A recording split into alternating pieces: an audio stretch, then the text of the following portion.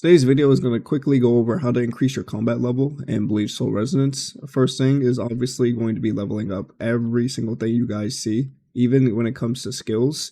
Now, if you guys are free to play, please make sure that if it's not your main DPS, you avoid doing things like leveling up the counter or the basic attack, and you prioritize leveling up, battlefield skill, ultimate, technique. Obviously, that will get you more further in the long run as a free to play, and then you guys can do counter and basic attack after.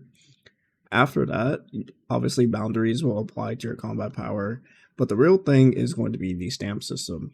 So stamps might be confusing for people, but there is going to be a weapon stamp that you summon for, which you should for every single limited character. And then you're going to have the core stamp, and it looks just as nice, but this stamp is something that you actually farm. It's not something that you pull for, which is awesome. Now you can actually ascend this with farming for the stamp, or you get this special item here. So you can dismantle other stamps to get that item to actually ascend it, or you can farm for it. Now, how do you farm for it? When you go to the battle tab here, trial, stamp, corridor. How this works is that you'll get these keys here. As you get to a higher level, you'll be able to do 5 at once, so you don't have to do them one by one.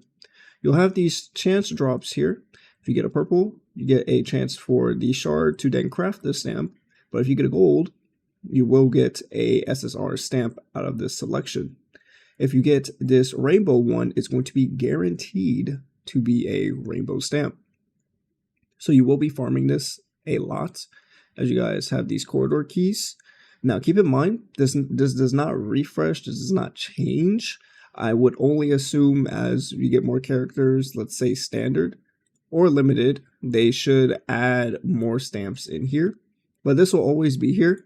There is a shop where you can actually spend to get more keys.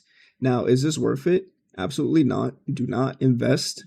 I bought some, but please do not invest. It's really not worth it unless you're like a giga whale, because this is actually 4K jades to actually get this out, right? This one's going to be 1,000 jades, and this one is going to be I would say about 2,250 maybe. So yeah, it's just not worth it. You will get core stamps maxed out eventually. Everyone will. So there's no reason to work on that.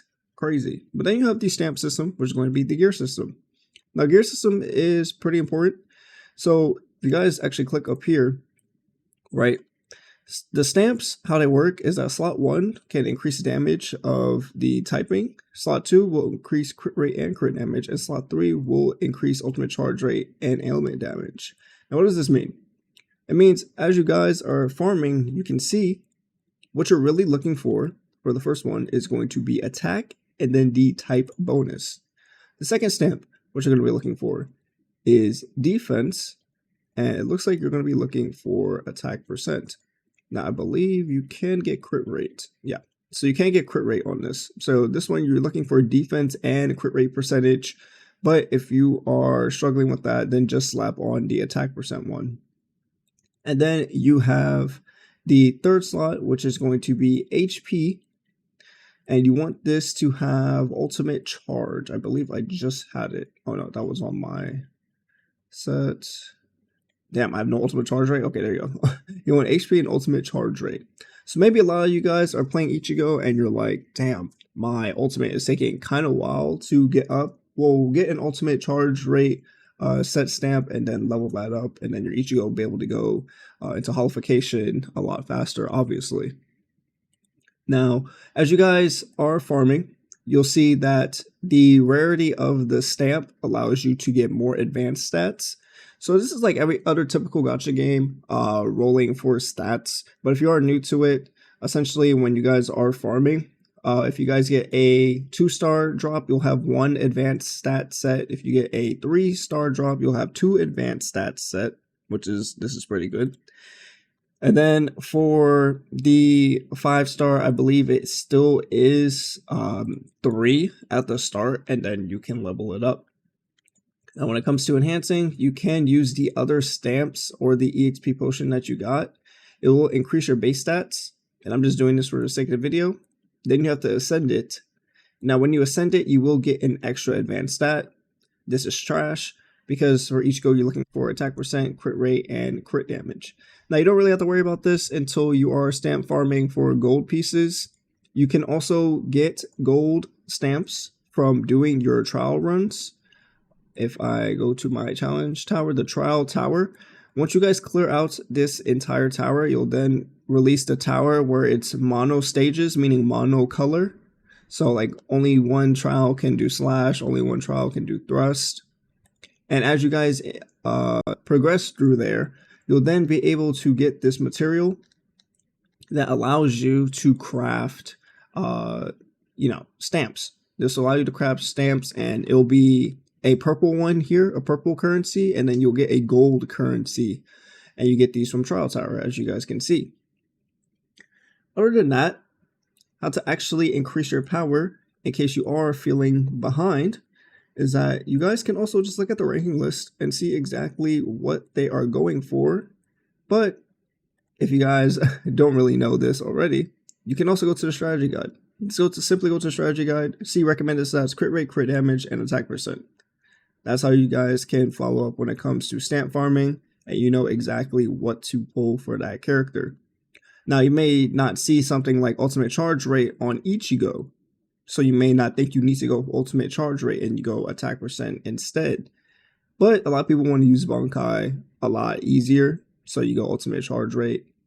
If not, maybe look ultimate charge rate on your substats for the gear farming. That's going to be it for today's video. I just want to quickly go over that on the stamp system, just to keep you guys updated on combat power. Really simple, really easy. There's no reason for you to increase your combat power. It's really only for the ranking system here. And the ranking system has nothing to do with anything. It's simply just a flex meter. And if you guys didn't know, if you end up rerolling or making a new account, you will then be able to have a chance at getting to a different server. I'm on server 1, which is going to be everyone that played at the start.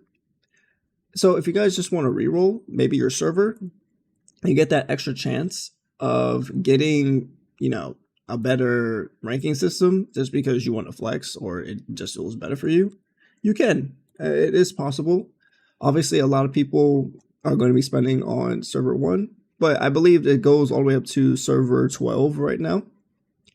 And as you guys increase your combat power, the only real things that will apply is pretty much Frenzy Feast. And then, let's see, Elusive doesn't apply. This is simply skill-based, so nothing really to worry about there. But the game ranking system combat power doesn't really matter because of how the rewards are set. If you get at least the top 10%, you're always going to get this border. So it's not, this game is like not really FOMO at all. And I would say the only reason that you join a guild for now, guilds actually do come out next week, which I will make a video on. The only reason you would join one is for damage buffs, because in Yami, I can't show it right now, but you get a damage buff for being in a guild. Not too sure what else they'll release when it comes to that, but yeah. Other than that, that's going to finally be it for today's video, and I will see you guys in the next one. Peace. Leave a like and subscribe if you haven't yet.